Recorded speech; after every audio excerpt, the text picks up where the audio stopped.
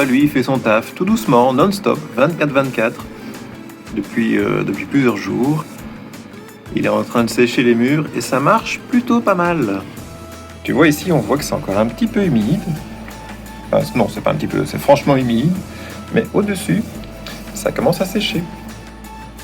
J'aimerais bien que cette humidité superficielle s'en aille, histoire de pouvoir continuer le chantier sereinement.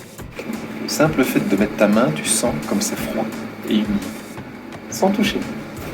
Bon alors, cette salle de bain qui ressemble à une cave, j'ai vraiment l'impression d'être sur un chantier archéologique là. Donc c'était une salle de bain à la base, et l'objectif c'est que ça reste une salle de bain, enfin même si ça n'y ressemble pas beaucoup. Et donc dans cette salle de bain, c'est vraiment l'ascenseur émotionnel, tu vois. C'est des bonnes surprises, puis des mauvaises surprises, puis des bonnes surprises, et puis des mauvaises surprises. Quand j'ai commencé à gratter le sol, j'ai remarqué qu'il y avait une profondeur de 40 cm.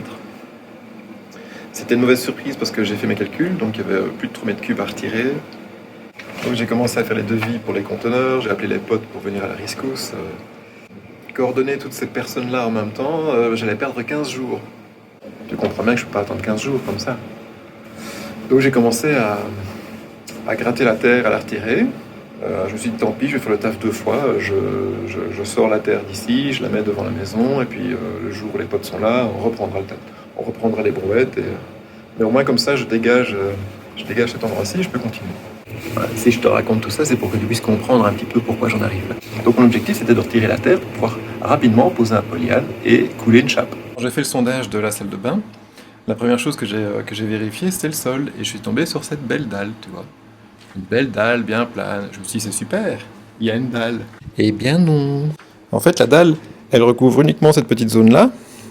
Et tout le reste, c'est la voussette. Alors je sais pas si on voit bien en vidéo, mais voilà quoi. Ce qui fait qu'au point le plus bas, là, on a environ 50-60 cm de dénivelé. Pareil par là aussi. Et puis là, on a une petite dalle, toute petite. Et donc au milieu, ici, j'ai à peine quelques centimètres. Donc, bonne nouvelle, il y a beaucoup moins à retirer. Je peux annuler le conteneur, les potes, tout ça. Puisqu'ici, en quelques heures, j'ai quasiment tout retiré. Mais ça change encore mes plans.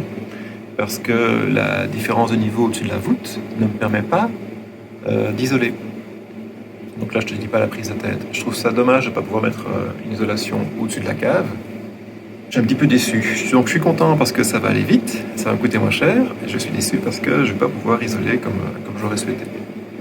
Mais il y a peut-être une solution. La solution que j'envisage, elle est vraiment compliquée. Je ne sais pas si je peux me permettre de perdre du temps pour juste isoler la salle de bain correctement. Bon, il y a moins de terre à retirer, mais il y en a quand même un petit paquet quand même qui trône devant la maison. Et donc je dois retrouver rapidement la force et l'énergie pour évacuer tout ça.